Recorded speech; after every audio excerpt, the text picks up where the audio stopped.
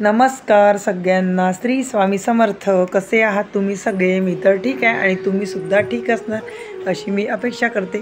तर बघा आज आपलं कोणतं काम चालू आहे तर बघा, भेंडी लावली होती मागे, पण आता यावर्षी आपलं इथे कुक्कुटपालन झालं आहे, त्यामुळे इथे काही भाजीपाला आपण ठेवणार नाही हो। भाजीपाला फक्त या साईडला थोडा ठेवलेला आहे खाण्यापुरती, आणि इकडे आपल्याला पेरायचं आहे सोयाबीन। तर आता भेंडी लावली, शेंगा वगैरे लावल्या होत्या, त्यामुळे भरपूर तण झाला आहे इथं, आणि अशा प्रकारे झाला आहे पूर्ण शेतामध्ये पसरून आहे पूर्ण तण। त्याच्यामुळे मग आपल्याला आता ते तण काढून घ्यायचं आहे।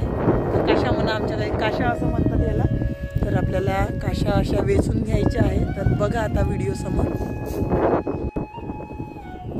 तर बघा मंडळी, आता इथे आपण भेंडी होती पहिले, इथे भाजीपाला होता या शेतामध्ये, वाडी होती, तर भाजीपाला होता। तर तेव्हा कसं माहिती आहे का, त्याच्यामुळे हे तण खूप झालं शेतामध्ये, आणि यावर्षी आपल्याला इथे सोयाबीन पेरायचं आहे, कारण भाजीपाला यावर्षी जास्त ठेवायचा नाही आहे, भाजीपाला फक्त खाण्यापुरती ठेवायचा पेरायसाठी। हे अशा काशा आता वेचून घ्यायच्या आहे आपल्याला, कारण जर ह्या काशा जर वेचल्या नाही तर पाऊस आला तर जो माल पेरला तो माल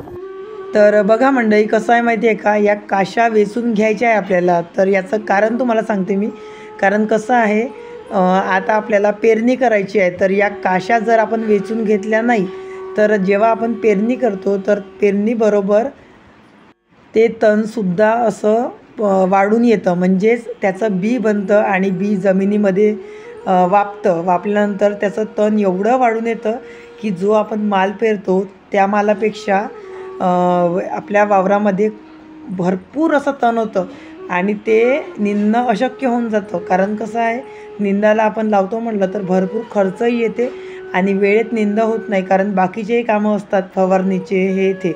तर त्यामुळे कसं आहे, या काशा अशा वेचून घ्यायच्या आहे आपल्याला।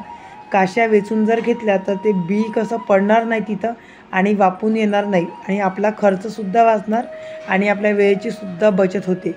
त्यामुळे हा प्रकार आमच्याकडे करतात।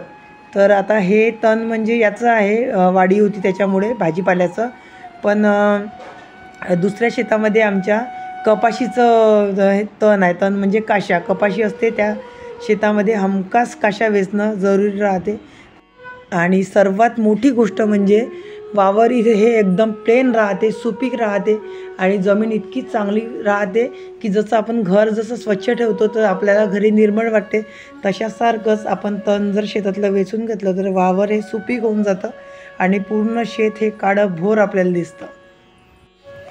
तर बघा मंडळी, कसं असते माहिती आहे का, कोणाच्याही घरी राहो, शेतकऱ्याच्या घरी कसं असते, घरचे करणारे जर चारही जण असले तर शेतकऱ्याचं एकदम सोपं काम होऊन जाते।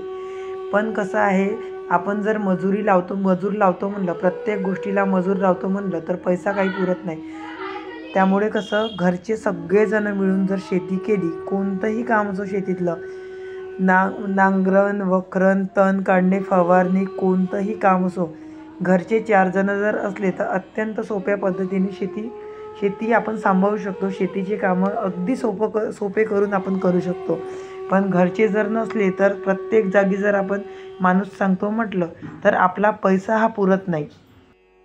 तर बघा आता आम्ही सगळे मिळून करत आहोत, त्याच्यामुळे कसं सगळ्या गोष्टी या सोप्या पद्धतीने होत आहेत। जर आपण म्हटलं असतं की मजूर लावतो तर एका बाईला मजुरी 200 रुपये 250 रुपये आहे, तर 4ही बाया सांगितल्या तर त्या बायांच्या मागे राहावं लागते, तेव्हा त्या बाया काम करते।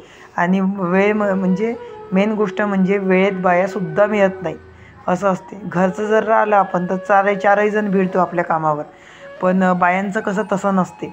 आपण आज सांगितल्यावर बाया 4 दिवसांनी तयार होतात, कारण त्यांचंसुद्धा घेऊ राहते। आणि आता आहे ही पेरण्याची घात, कारण पेरणं लवकरच येणार आहे, कारण पाऊस कधीही पडू शकतो, सांगता येत नाही. कारण कसं आहे माहिती आहे का, दुपारी चटचट ऊन आणि संध्याकाळचं आभाळ होणं असं आता वातावरण सुरू आहे.